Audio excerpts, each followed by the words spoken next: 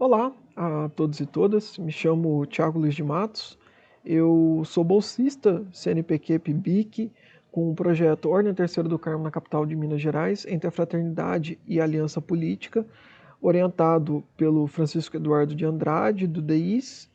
E nessa apresentação para o seminário de iniciação científica, eu vou apresentar uma ramificação da nossa pesquisa, na qual a gente titulou A Ordem Terceira do Carmo de Vila Rica, Devoção e Tessitura de Redes de Sociabilidade no Sistema Escravista.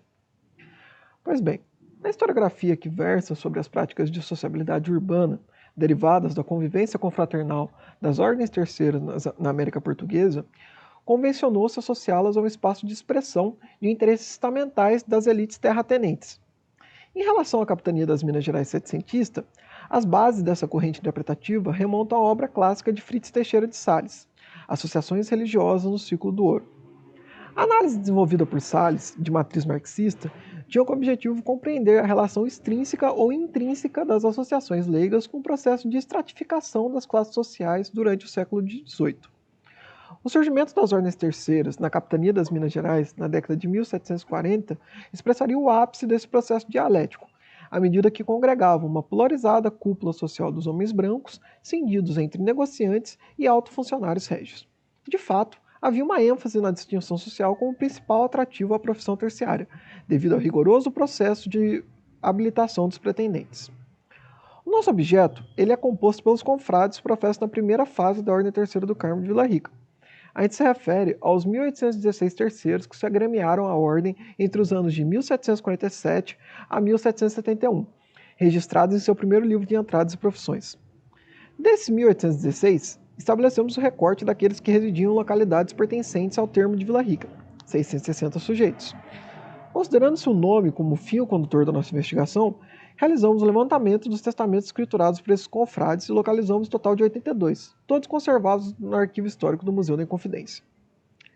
A partir desses 82 discursos testamentários de terceiros do Carmo de Vila Rica e, eventualmente, seus respectivos inventários post-mortem, observaremos a organização dos poderes interindividuais destes distintos senhores brancos e detentores da atestação de pureza de sangue para com seus cativos, essa pureza de sangue que era confirmada pela própria profissão terciária. O nosso objetivo é evidenciar as práticas que permitiam a capilaridade, que certamente vai ser restrita, dos poderes simbólicos, econômicos e políticos desses confrades na conformação de suas relações tecidas no âmbito do sistema escravista. Nessa dinâmica relacional, ou nessa microfísica do poder, de comunicação do poder, conforme a Ponte de Espanha, as suas manifestações, expressas pela legitimidade para mandar e a disponibilidade para obedecer, são atravessadas por fatores internos e individualizados, como os afetos, seduções e ou independências emocionais. Procedendo-se dessa forma, pode-se assumir que as elites exprimem de forma não monótona o seu poder social, à medida que seus sinais distintivos, pretensões de hegemonia e tipo de dependência que suscitam vão ser diversos. Nas relações de um para um, essas que eu denomino interindividuais, por exemplo, a submissão ou a disponibilidade podem produzir os mesmos efeitos do mando, enredando o dependente em gaiolas douradas de afeto e gratidões ou ilusórias aparências de domínio. Assim, buscamos demonstrar a geometria desse microsistema social, precariamente organizado e constituído pelos laços de senhoria e sujeição. Em 1755, o capitão João Mendes Ribeiro, o líder temporal da Ordem Terceira do Carmo, no ano de 1766, ele participava do processo de habilitação para a familiaridade do Santo Ofício. Nas averiguações de limpeza de sangue feitas na freguesia de São Bartolomeu, o inquiridor verificou, por meio de pessoas fidedignas, legais, cristãs velhas e maiores de toda a recepção, que o capitão João Mendes Ribeiro é morador nela e é abastado de bens, que terá de seu cabedal mais de 40 mil cruzados, com bom trato, que sabe ler e escrever e que representa ter de até 50 anos, características essenciais para exercer o dito ofício. Entretanto, eu abro parênteses para o inquiridor, a maior parte das ditas pessoas disseram que o dito tinha uns mulatos tidos e havidos por seus filhos, e das mesmas pessoas João Pires da Costa disse que ouvira dizer ao moço companheiro de cavalo, chamado José de Souza, segundo sua lembrança, fora lançado para fora de uma religião, por se dizer que não era limpo de sangue. Pedro Coelho Machado também disse que ouvira dizer que o sobredito tinha fama de impuro de sangue. É interessante ressaltar que uma das pessoas cristãs velhas e maiores de toda a recepção, Luiz Pereira de Brito, Também foi confrade do Carmo de Vila Rica, professo na mesma presídia de São Bartolomeu, um ano antes de ter testemunhado sobre a impureza de João Mendes Ribeiro, em 1754. Evidência indicativa da pretensa intolerância da Ordem do Carmo para com seus defeitos de sangue. Como a primeira verificação foi inconclusiva, o inquiridor tornou-se a se informar com outras quatro testemunhas, vizinhas do capitão. E abro parênteses para ele de novo, abro aspas, aliás, e pouco mais clareza achei. Que a tal foi vaga e só pude descobrir que a mãe dos tais mulatos fora escrava do dito e se chama Josefa, e era falecida, e que um deles se chamava José. Será sempre mais estimação como filho, mas que o outro tratava como cativo. E que o tal José se levantara de casa para o sertão e que lá se casava. Como nada podia se concluir com clareza, o inquiridor do Santo Ofício mandou buscar os livros dos batizados da freguesia de São Bartolomeu. Nele, ele achou o assento do teor seguinte. Aos 26 dias do mês de agosto de 1726, o padre Antônio Balhães, com licença minha, batizou e pôs os santos olhos a José, filho de Josefa, escrava de João Mendes Ribeiro. Foram padrinhos Domingos Duarte Coelho e Antônio Alves. E declaravam ser forro dito José. O padrinho de José, Domingos Duarte Coelho, também foi um confrade do Carmo de Vila Rica, professo em Taverava no ano de 1760. É possível que afirmar que se tratava de uma antiga amizade do capitão João Mendes, capaz de guardar o segredo da ilegitimidade de suas relações amorosas. A constatação de que o José foi forro na pia batismal foi esclarecedora para o inquiridor, habituado com os meandros das relações engendradas nas minas. Da cópia do dito assento, supra, se presume alguma luz de que o tal mulato é filho do dito, assim pelo dar logo por forro no ato do batismo, e pela qualidade dos padrinhos, que parecem serem rogados pelo dito João Mendes, sem embargo que no dito assento se não declara por pai, por ser estes os costumes das minas, e muito mais sendo os filhos de semelhante condição. O processo de habilitação acabou que foi incompleto, e as pretensões do capitão frustradas. Por ser estes os costumes das minas, reputava-se que José realmente era filho ilegítimo de João Mendes Ribeiro. Não obstante, o confrade do Carmo, logo na ocasião do nascimento de seu primogênio, pôde comunicar-lhe parte de seu poder simbólico, dotando com padrões de qualidade reconhecida, o que seria reafirmado posteriormente com a profissão de Domingos Duarte na Ordem Terceira do Carmo. Além disso, concomitantemente, José ascendia da condição de cativo a forro. É plausível afirmarmos que João Mendes estava ciente das consequências dessa transmissão de poderio. Ora, em nenhum momento, nem mesmo em seu testamento, o capitão reconheceu formalmente seu filho José. Ainda assim, publicamente, este sempre será o seu de mais estimação como filho.